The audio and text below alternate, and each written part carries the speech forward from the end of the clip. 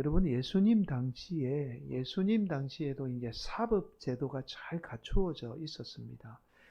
유대인의 법전인 미시나라는 우리가 헌법처럼 유대인들에게도 미시나라는 법전이 있었습니다.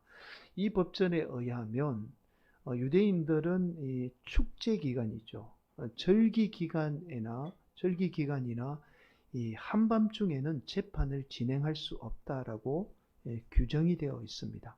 그러나 예수님은 유월절 축제 기간 중이죠. 그것도 한밤중에 재판을 받게 됩니다. 또한 재판은 반드시 비공개가 아니라 공개적으로 받게 되어 있습니다. 그런데도 예수님은 비공개 석상에서 재판을 받게 되죠. 또한 이 미시나에 의하면 예루살렘 성전 안에 있는 이 대제사장의 간정 안에서만 재판을 받게 되어 있어요. 그런데 예수님은 여기저기 끌려다니면서 재판을 받게 되었죠. 이뿐만이 아닙니다. 살인을 포함한 강력 범죄의 경우에는 최소 23명의 이 법관이 참여한 가운데에 이 피고 측과 검찰 측이 함께 재판에 참여하게 되어 있습니다. 또한 오늘날의 이 사법제도와 마찬가지로요. 피고인은 자신을 대변해 줄 변호인의 입회하에 반드시 재판을 받게 되어 있었습니다. 또한 자신에게 불리한 증언을 강요받을 경우 거부할 권리가 있었습니다. 우리가 지난 시간에 살펴봤듯이 예수님은 이러한 것들이 전혀 지켜지지 않은 채 불리한 증언마저도 강요받으며 재판을 받게 되죠. 또한 유죄 판결을 내릴 때는 두세 명의 독립된 정인의 동의가 필요합니다. 두 사람이 한꺼번에 와서 하나의 이야기를 하면 이건 어떤 증거로 채택이 되지 않아요. 두세 명의 독립된 정인의 증거가 있어야 반드시 이 효력이 발휘가 됩니다. 이뿐만이 아니라 이들의 증언이 이 효력을 발휘하기 위해서는 반드시 심리와 교차 심리를 받아야 합니다. 이 말은 무슨 말이냐 하면 변호인 측과 검찰 측의 조사를 반드시 받아야만이 이들의 증언의 효력을 발휘하게 됩니다. 그리고 조금이라도 서로의 증언이 일치하지 않을 때는 법적인 효력을 인정받지 못합니다. 예수님의 재판은 두세 명의 증언조차도 일치하지 않았지요. 이뿐만 아니라 증인들의 심리조차도 거치지 않았습니다. 그리고 마지막으로 재판이 끝나게 되면 반드시 재판은 휴정이 되고 사내들인 공의회 의원들의 회의와 투표를 거친 후에 판결을 내리게 되죠. 여러분 앞서서 말씀을 드렸듯이 예수님 당시에도 사법제도가 없었던 게 아니에요. 이러한 사법제도가 철저하게 지켜지고 있었습니다. 특히 사형에 관해서는 철저하게 사법제도에 의해서 사형을 선고하게 됩니다.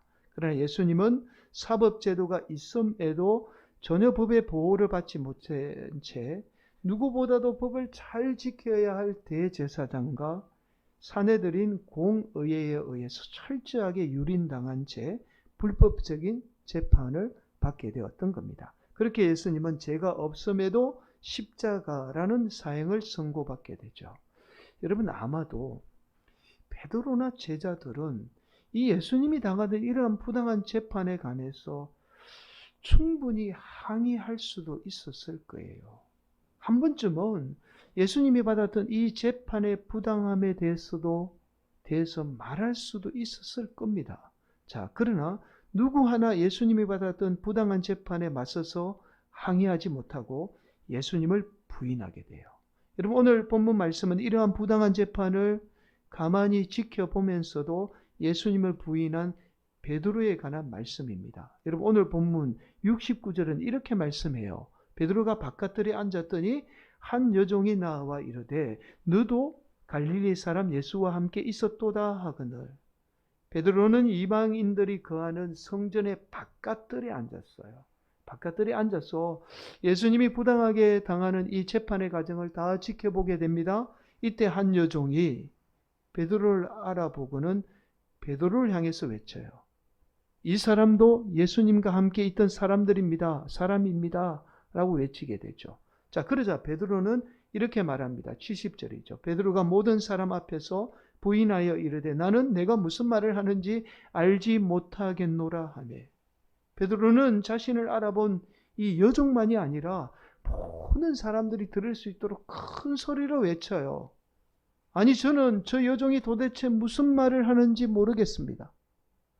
저는 전혀 예수를 알지 못합니다.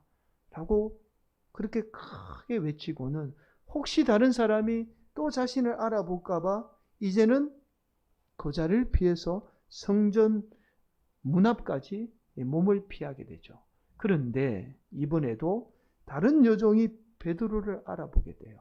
71절에 이렇게 말씀합니다. 앞문까지 나아가니 다른 여종이 그를 보고 거기 있는 사람들에게 말하되 이 사람은 나사렛 예수와 함께 있었도다 하며, 이번에도 다른 여종이 베드로를 알아보고는요, 사람들에게 이렇게 외쳐요.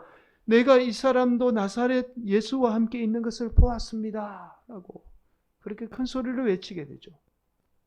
그러자 베드로는 이번에는 맹세까지 하며 예수님을 모른다고 부인합니다. 제가 하나님 앞에 맹세하지만 저는 예수라는 사람을 절대로 알지 못합니다. 제발 제 말을 좀 믿어주세요. 라고 그렇게 하나님 앞에 맹세까지 하며 예수님을 부인하게 되죠. 그래서 이번에는 여종이 아닌 그곳에 있던 많은 사람이 베드로의 말을 듣고는요, 베드로를 향해서 이렇게 외쳐요. 33절입니다. 조금 후에 곁에 있었던 사람들이 나와 베드로에게 이르되 너도 진실로 그 도당이라 내 말소리가 너를 표명한다 하거늘. 여러분 73절은 이렇게 말하죠. 내 말소리가 너를 표명한다라고 그렇게 말하죠. 이 말씀은 당시 갈릴리 방언을 말합니다. 여러분, 즉 갈릴리 사투리를 말해요.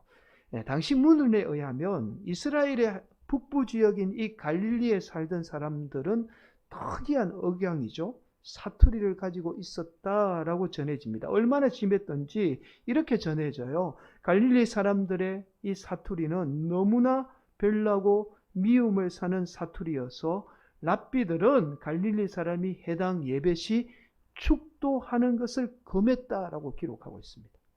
여러분, 해당에서 예배를 드린 후에 맨 나중에 랍비가 축도하잖아요. 근데 갈릴리 사람은 이 사투리가 너무 심해서 갈릴리 출신의 랍비는 해당에서 축도를 못하도록 법으로 금지를 할 정도로, 그 정도로 사투리가 심했던 겁니다. 갈릴리 사투리가 얼마나 심했는지를 알 수 있죠. 여러분, 오늘 본문의 상황을 쉽게 설명해 보면 이런 거예요. 저기 경상도 시골에 살던 이 베드로가 서울에 와서는 서울 사람들이 당신 예수와 함께 있던 사람 아닙니까? 라고 묻게 되자, 여러분 보통 때는 이게 막 사투리를 잘 안 쓰다가도 당황하게 되면 막 사투리가 나오잖아요. 그러니까 베드로가 갑자기 막 이 여종이 베드로에게 물어보니까 이렇게 대답하는 거예요. 아닙니다.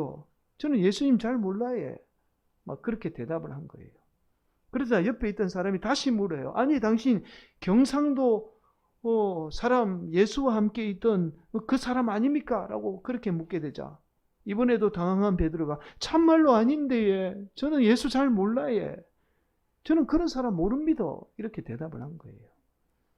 그러자 서울 사람들이 지금 당신의 그 경상도 사투리가 당신이 지금 경상도 사람 예수와 함께 있었다는 사실을 지금 증거하고 있지 않습니까?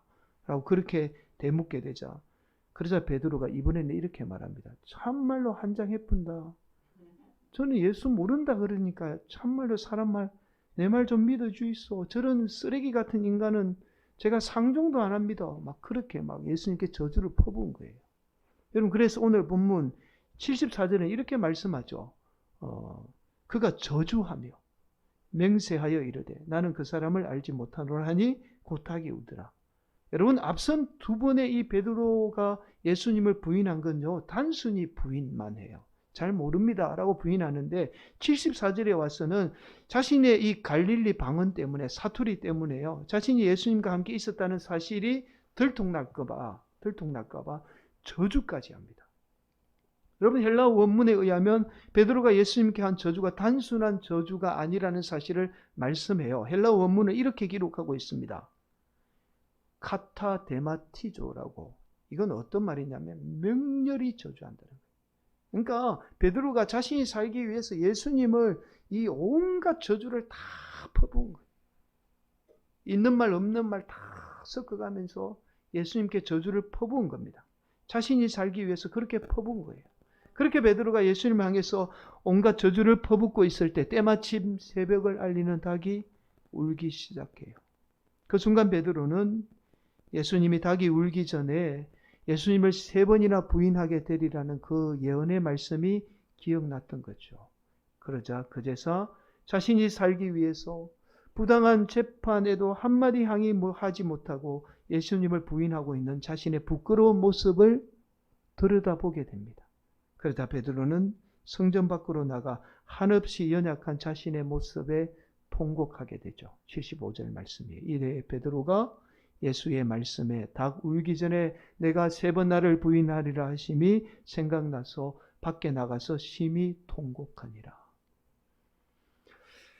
여러분, 우리가 보는 이 성경 말씀은 원래의 선포된 예수님의 말씀이라기보다는 그 선포된 예수님의 말씀을 가지고 나중에 제자들에 의해서 기록된 말씀이죠.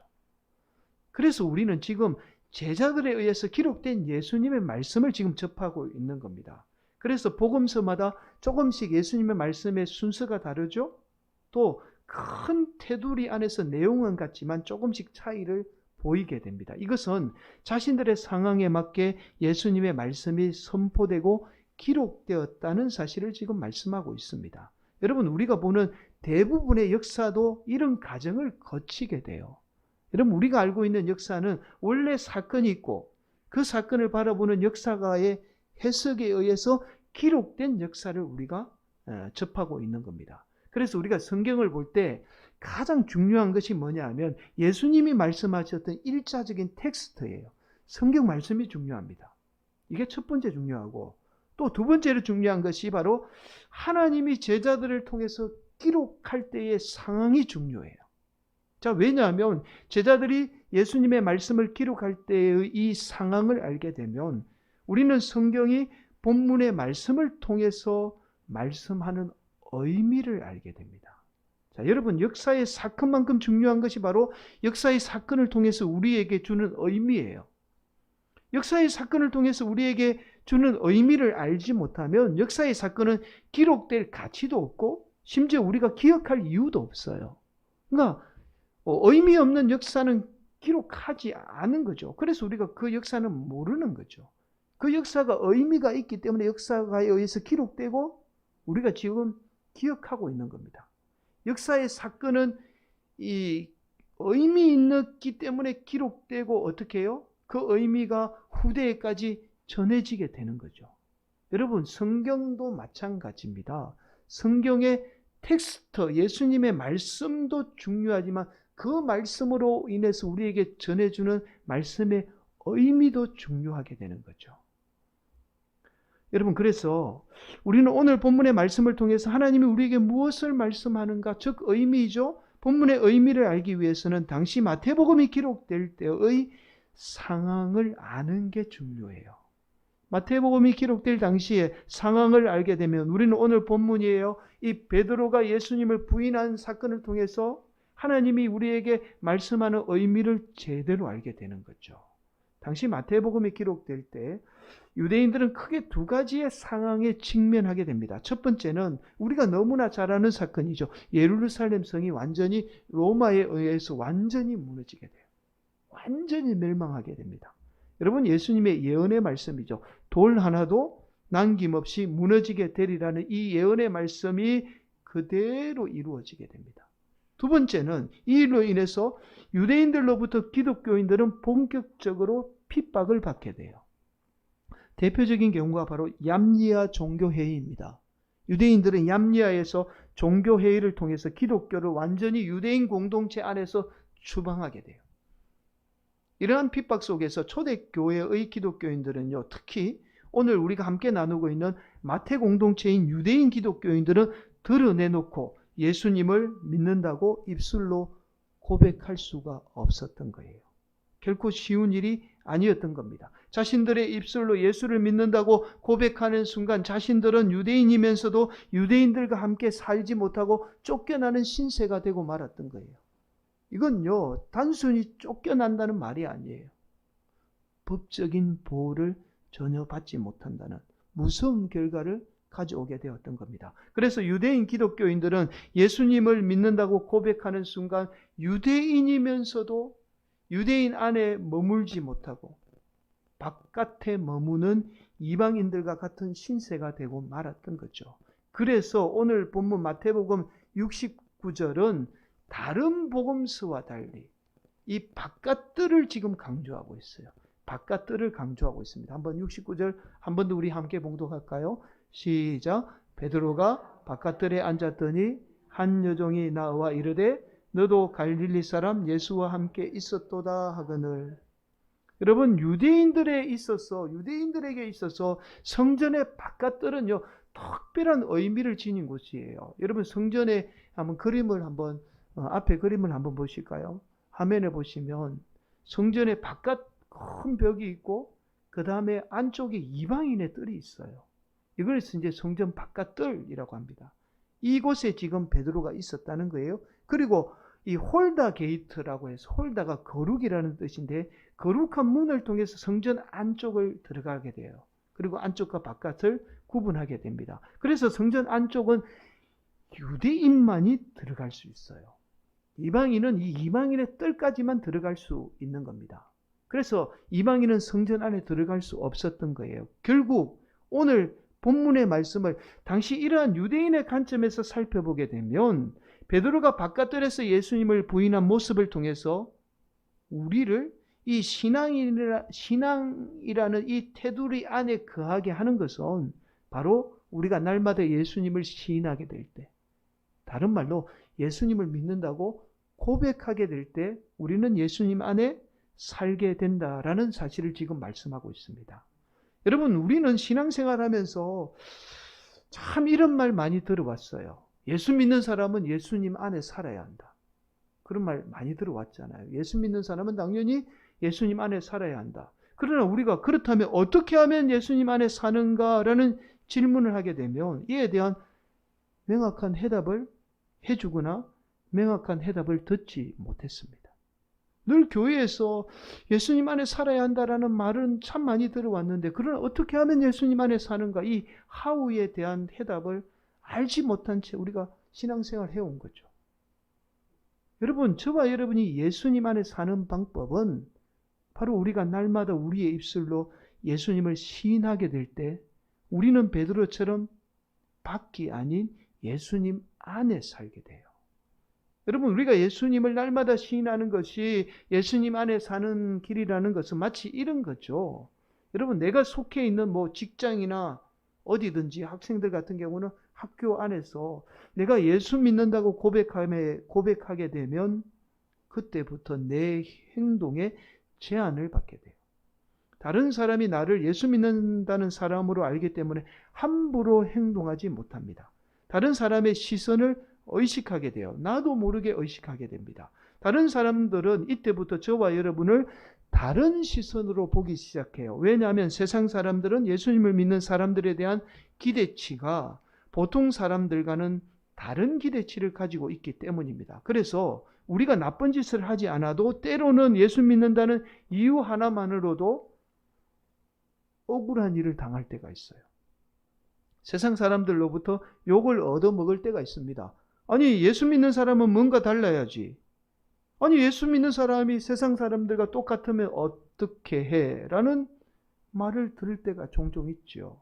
그래서 우리는 내가 예수 믿는다고 고백하는 순간 우리의 행동에 제한을 받게 되는 거예요. 이처럼 우리가 예수님을 믿는다고 고백하게 되면 우리는 나도 모르게 예수님 안에 살게 됩니다. 결국 저와 여러분이 예수님을 날마다 시인하게 될 때 우리는 이방인과 같이 바깥들이 아닌 예수님 안에 살게 되는 거죠. 여러분, 이것은 우리 언어가 가지는 힘 때문이에요. 여러분, 인간은 인간의 지식이나 과학으로 설명할 수 없는 신비함을 가지고 있는 존재입니다. 여러분, 우리 인간은요, 우리의 지식으로 절대 풀 수 없는 신비함이 우리 안에 있어요. 우리 몸에 있습니다. 그 중에 하나가 바로 우리 인간이 가지는 언어예요. 말입니다. 여러분, 우리 인간의 언어는 아직도 인간이 풀 수 없는 수수께끼 가운데 하나예요. 여러분, 인간의 지식이 모든 것을 다 아는 것처럼 말하지만 아직도 인간이 어떻게 말하는지 이 단순한 원리도 알지 못해요. 그래서 인간은 선천적으로 언어에 대한 습득 능력을 가지고 태어났다라고만 말합니다. 여러분, 이 어떻게 습득하는지 원리는 아직도 알지 못해요. 그냥 선천적으로 가지고 태어난다라고 말하죠. 이것을 어려운 말로 인간의 언어는 선험적이다라고 그렇게 말합니다. 여러분, 언어가 없으면 존재의 의미도 없어요. 이 말은 우리의 언어가 존재하기에 우리가 존재할 수 있다는 말입니다. 이처럼 언어가 중요하죠. 이러한 인간의 언어는 능동성과 수동성을 가지게 돼요. 능동성이라는 것은 누가 말을 가르쳐 주지 않아도 스스로 능동적으로 습득한다는 말이에요. 여러분, 글자는 누군가 반드시 가르쳐 줘야 돼요. 글자는 우리가 가르치지 않으면 알지 못합니다. 반면에 언어는 누가 가르쳐 주지 않아도 어릴 때부터 엄마, 아빠부터 말하기 시작하는 거예요. 능동적으로 자기가 습득한다는 겁니다. 반면에 수동성이라는 것은요, 타인의 언어예요. 타인의 언어나 심지어 내가 내뱉은 말마저도 영향을 받는다는 거예요. 지배를 받게 된다는 말입니다. 타인이 쉽게 아무렇지 않게 내뱉은 말 한마디에 내가 상처를 받고 어떻게 내가 아파하기도 하고 그렇게 영향을 받는다는 거예요. 심지어 내가 내뱉은 내 말에도 내가 영향을 받아요.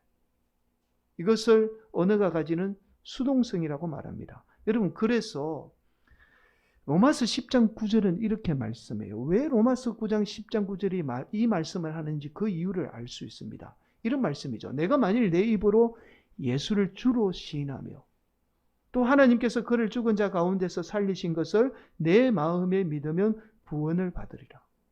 이 말씀은 내가 입술로 예수님을 믿는다고 고백한 내 말이 내 존재의 의미가 된다는 거예요. 존재의 의미가 돼서 심지어 나를 구원하게 된다는 말씀입니다. 다른 말로 내가 예수를 믿는다고 고백한 내 말이 구원이라는 이 예수님의 의미 안에 우리를 살게 한다는 말씀이에요. 그래서 우리가 날마다 예수님을 믿는다고 고백하게 될 때 우리는 예수님 안에 거하는 삶을 살게 됩니다. 여러분, 구약의 이사야 선지자가 하나님으로부터 부르심을 받게 되죠. 부르심을 받을 때 하나님은 이사야 선지자에게 이렇게 말씀해요. 이사야 선지자뿐만 아니라 이스라엘의 백성들의 입술이 부정하다라고 그렇게 이야기해요. 이스라엘 백성들이 막 죄를 지었다라고 그렇게 하나님이 말씀하지 않고 입술이 부정하다 그렇게 말씀해요. 여러분, 그래서 이 하나님이 이사야 선지자를 부르실 때에 어떻게 부르시느냐 하면 이사야, 먼저 하나님의 말씀을 이스라엘 백성들에게 선포할 이사야 선지자의 이 부정한 입술을 제단 숯불에 지지게 됩니다. 그 말씀이 이사야 6장 7절에 나오죠. 이렇게 말씀합니다. 그것을 내 입술에 대며 이르되 보라, 이것이 내 입에 닿았으니 내 악이 제하여졌고 내 죄가 사하여졌느니라 하더라. 여러분, 결국 저와 여러분의 언어예요. 말이 우리를 죄짓게도 만들고 또한 저와 여러분의 말이 우리로 예수님 안에 살게 한다라는 말씀입니다. 그래서 심지어 우리가 너무나 잘 아는 요한복음 말씀은 이렇게 말씀하죠. 요한복음 15장 5절 말씀 앞에 보고 우리 함께 봉독합니다. 시작. 나는 포도나무요 너희는 가지라. 그가 내 안에 내가 그 안에 거하면 사람이 열매를 많이 맺나니 나를 떠나서는 너희가 아무것도 할 수 없음이라. 여러분, 포도나무 가지는요 아주 연약하고 쉽게 부러집니다. 그러나 그 연약한 가지가 열매 맺을 수 있는 유일한 방법은 바로 포도나무에 붙어 있을 때 열매를 맺게 되겠죠. 여러분, 이처럼 우리가 날마다 입술로 예수님을 믿는다고 고백하게 될 때 우리는 그 고백을 통해서 예수님 안에 살게 돼요. 그리고 우리가 어떻게 해요? 열매 맺게 됩니다. 여러분, 우리가 열매 맺는 삶, 아니 예수님 안에 살면 열매 맺는다라는 이런 말 참 많이 들어왔잖아요. 이 말이 무슨 말이냐면 결국 우리의 말이 예수님 안에 거하게 하고 저와 여러분의 아주 복된 말이 예수님 안에 살게 하고 그 예수님 안에 사는 그 입술이 열매를 맺게 한다는 말씀입니다. 사랑하는 성도 여러분, 여러분의 감정에 의해서 쉽게 내뱉은 말 한마디가 타인을 죽일 수 있어요. 심지어 그 말이 타인만 죽이는 것이 아니라 우리의 생명마저도 죽이게 됩니다. 반면에 내가 내뱉은 따뜻한 말 한마디가 타인을 살릴 수도 있어요. 타인을 살릴 뿐만 아니라 수동성이에요. 나도 삽니다. 그 따뜻한 말이. 사랑하는 성도 여러분, 코로나라는 이 상황이 우리가 어디에서도 예수 믿는다고 쉽게 고백할 수 없는 상황으로 만들어 놓았어요. 여러분, 직장 다니는 사람들은요, 정말 요즘에 예수 믿는다고 말 못한답니다. 말했다가는 이 이유 하나만으로, 예수 믿는다는 이 이유 하나만으로 부당한 손해를 당하며 직장 내에 많은 어려움을 당한다는 거예요. 그래서 오늘날 많은 성도가 예수 믿는다고 고백하지 못하고 이방인과 같이 바깥들에 앉아서 지금 아파하며 통곡하고 있는 거죠. 오늘날 한국교회 현실이 그런 거예요. 성도들이 쉽게 예수님을 믿는다고 고백할 수 없는 상황에 놓여 있습니다. 그러나 우리가 예수님을 믿는다고 고백하는 순간 그 고백은 우리의 삶의 의미가 되어서 우리로 예수님 안에 살게 합니다. 그렇게 오늘도 우리를 사랑하는 하나님은 저와 여러분이 어디에서든지 어느 곳에 가든지 누구를 만나든지 저와 여러분의 입술을 통해서 예수님이 고백되며 그 고백을 통해서 열매 맺는 삶을 살기를 간절히 원하고 계세요. 오늘도 우리 성도들이 하나님이 주신 이 언어를 통해서 예수님을 믿는다고 고백하고 따뜻한 말을 통해서 생명을 살리고 저와 여러분도 예수님 안에 살아서 날마다 열매 맺는 그렇게 복된 삶을 사시는 우리 성도들, 성화교회 성도들이 되시기를 예수님의 이름으로 간절히 축원을 드리겠습니다.